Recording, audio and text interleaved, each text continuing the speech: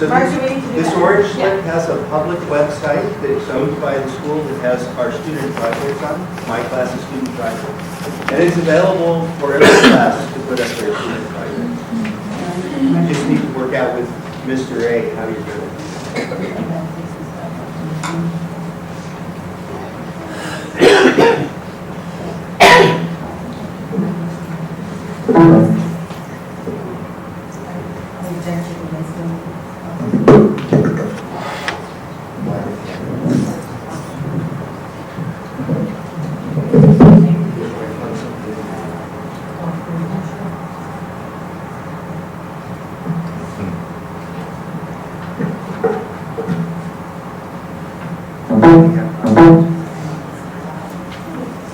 Did everyone get one of these orange slips? I thought some people might bring a computer or something with them. If you did, you can look at the website now.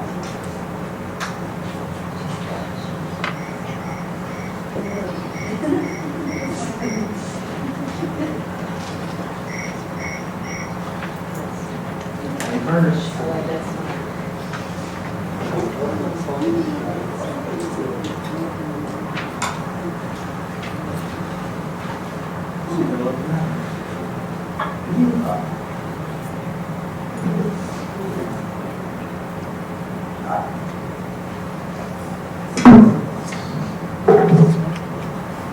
not even sure what the glasses to use up here. I can't see. You can use the screen. So I don't want to stand in anybody's way. In my class, we did homeless web pages. So the assignment was to create a website that would in some way help homeless people. Can you all hear me okay? Yes. So the first thing they needed to do was choose a target audience. This is a big idea in design, is that your web page is going to have a particular group of people that's going to be aimed at. So they had to choose a target audience, and then based on the target audience they chose, we split them into groups. So each group was targeting a specific audience. And then each group will create an informative web page that addresses the target audience and in some way helps homeless people. So the students determined several different target audiences. We actually had a pool of about 10 different target audiences, some of them suggested by the EAB and some of them suggested by other people that we talked to outside the class. But these are the 5 that garnered the most interest: homeless people themselves, businesses who might want to donate, agencies that serve the homeless, and we had a kickoff presentation by someone from CTE, a worldwide organization that's based right here in San Jose, and he talked about their efforts to help homeless people. And then friends and families of homeless people and volunteers who might be looking for an opportunity to serve. You can imagine all of these different websites are going to look very different, because a website that's aimed at volunteers is going to look very different than one that is aimed at homeless people themselves. A website aimed at homeless people is going to have maybe tips on how they can manage, whereas a website for volunteers might have events that they can volunteer, more like a calendar kind of thing. So after being put in a group, or after joining a group, they decided, okay, what information is going to go on this web page? We have a target audience. We still need to decide what is going to go on the web page. So they had a lot of choice. The only choice they didn't have is we're all going to work on a homeless web page. There was no choice about that. It's just which audience are you going to address? So the orange piece of paper that you have has this URL and also a tiny version of it. This svctestudents.org is a website that the school bought, and right now Ted and I are the only ones that have access to it. We're the only ones that have the password. But it has a subdomain, mobile app 1617, and we can create more subdomains for any class that wants to put up something in the way of media. So there were five websites. 2 of them were nice, 1 was passable, and 2 of them sucked. I can say that here. I wouldn't necessarily say that in class.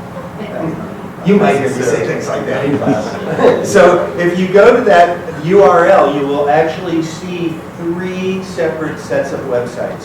The first one was their initial due date in December, and then we revised them twice this year, the most recently being actually earlier this week. So these are what the websites look like. This one is aimed at agencies, and you can see that it has some links to different agencies here. This is just a screenshot, so there are actually several pages, and there's more on this page, but this is as much as I can see on my laptop. This one is aimed at businesses, and it has a list of businesses that do matching donations and a list of agencies that are looking for help. This one is aimed at friends and family, and it has a really good page with some stories on it, and a good page on how to help your friends and family who might be homeless. We actually have had students in my class last year and this year who are either homeless now or have been homeless at one point, or had a close family member who was homeless. This website is aimed at homeless people themselves, and this page has things like, how can I find a place to sleep for the night? And this page goes on and on with lots of advice. And this page is aimed at volunteers. This particular page has some advice and tips, but there's also a very cool events page that actually has a current list of things going on in the area here where people can volunteer. And the person, one of the people on the group, on this group, knows how to go in and get this stuff off of Google and have this kind of timeline of things going on that shuffles in real time.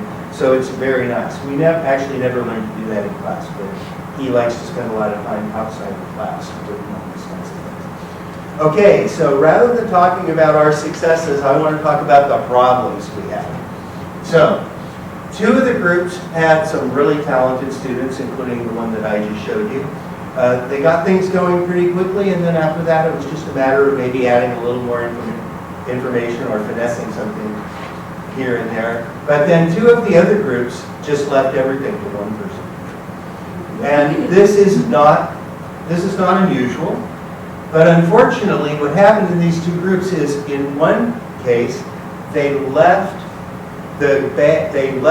this one student holding the bag, and he was right on the borderline between a C and a D. He was almost failing the whole time.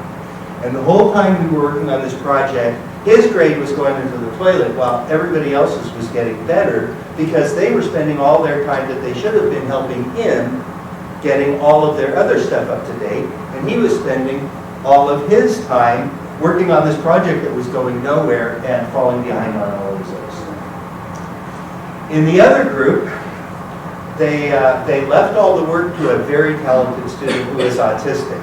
And as some autistic students do, he got really focused on this one trivial detail and was working on it for weeks on end, never making any progress and never finishing the web page. So this is a problem. We had a little problem with group dynamics.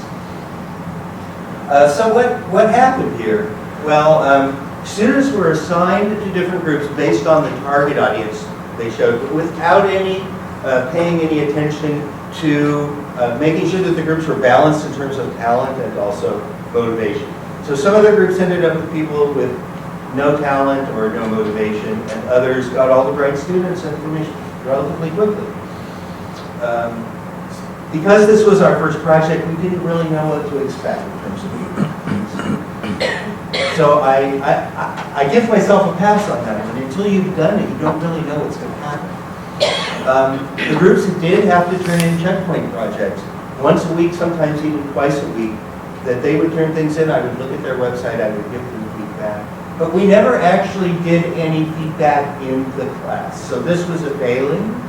We did not do the critique and revision in class. We didn't do the reflection in class. I took things home at night and told them what they needed to fix. So this is where we failed in our first pass. One was the culture. Is everyone in the class motivated to do this? No, not everyone was.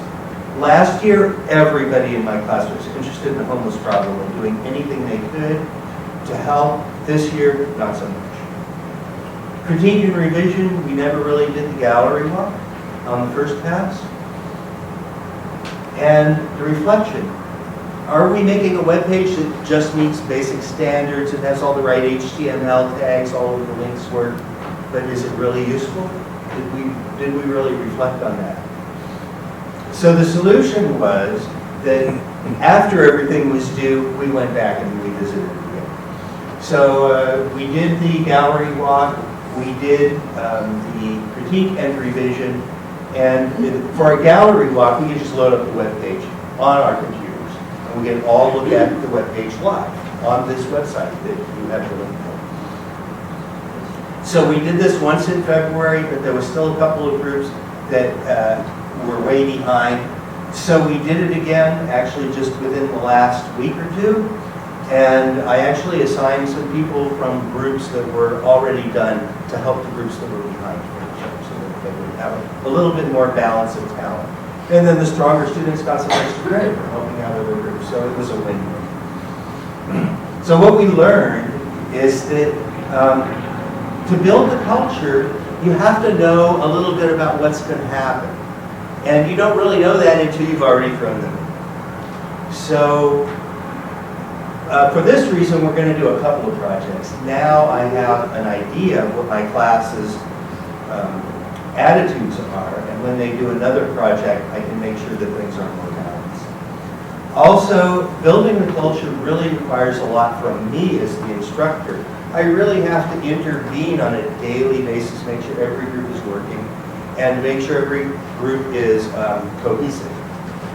And in some cases, that requires just some encouragement, a pat on the back. And in some cases, it requires a kick in the butt. So that's what I mean by encouragement. And then, this is true in any class, this last point, is that I can lecture them until the cows come home about what makes a good web page. But when we look at them together in class, they really see and hear what the other students are saying. And hearing back from some other audience is the best way to learn about what is acceptable when it comes to web design. So that's where we're at now. We're going to do another project. Most of you know about it. We're going to make apps, and the apps are all going to be for your various classes. We're going to be working in pairs, so there's going to be more responsibility for the groups. There's not going to be opportunity for anybody to not carry it.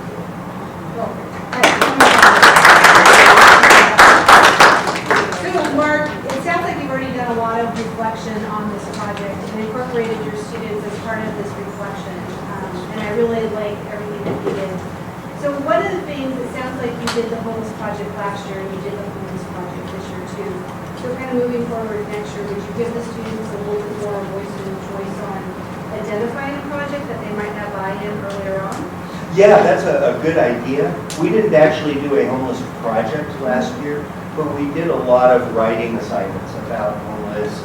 They read a lot of articles because last winter, January through March, it was very cold here, and there were libraries and schools opening. There were doors to homeless people, so it was in the newspaper a lot. So we talked about it a lot.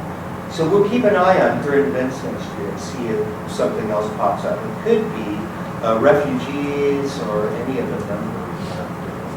So when you did this reflection with the students the second time around, was there any comment that a student or a couple of students made to you that kind of stood out or kind of made an impact to you on that, you know, hearing what they said about the reflection process?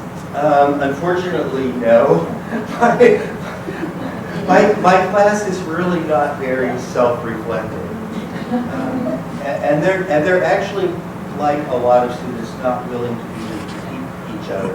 I actually had to make an assignment that they critique each other. And at the end, if I haven't heard from you, no points today for critique, that's an assignment. I forced them all to say something. It was like,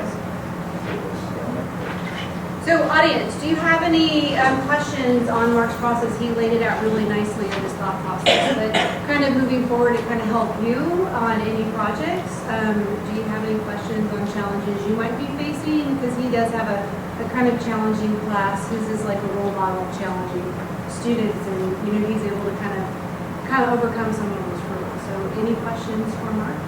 I think I have another question. I want to say this is very interesting that you thinking about the cause of the problem of your students, that how they are in some area they're passive and some area active, and why the working is still they don't achieve the goal that you expected for them. And also I like the way of the correcting them, trying to correct this problem.